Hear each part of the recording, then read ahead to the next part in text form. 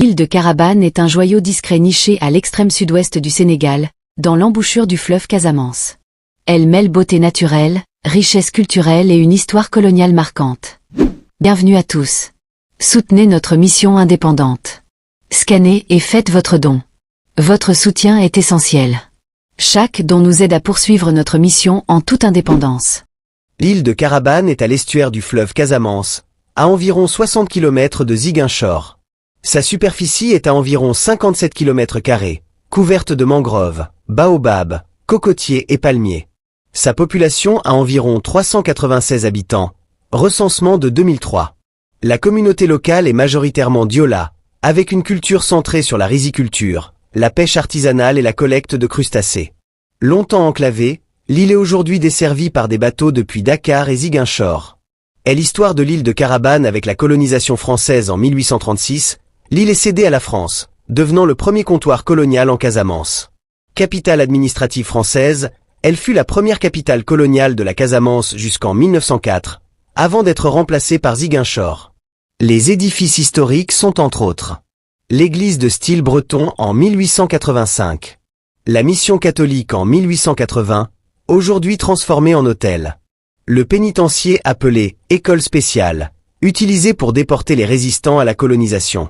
Les vestiges coloniaux, on y trouve les ruines d'entrepôts, des maisons de commerce, et le cimetière du capitaine Protet, fondateur de Dakar, enterré debout face au rivage.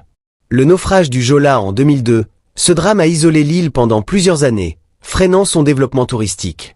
Étymologie et symbolique, le nom Carabane pourrait venir du wolof carabané, qui parle beaucoup, ou du portugais casa plus caban, où les maisons sont finies, reflétant son rôle de première capitale coloniale. Elle est parfois surnommée la Gorée de la Casamance, en raison de son potentiel touristique et de leur passé lié. Voici quelques conseils pratiques pour accéder et découvrir l'île. Arrivez en pirogue depuis Elinkine, 30 minutes de traversée, profite du calme et des mangroves. Les balades à pied vous permettent de découvrir les maisons coloniales, les ruines de l'administration française et l'église bretonne. Ainsi la tombe du capitaine Protet, enterré debout face à la mer.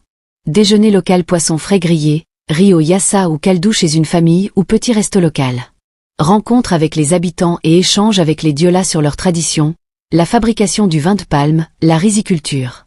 Le coucher de soleil sur la plage ou depuis un hamac sous les cocotiers.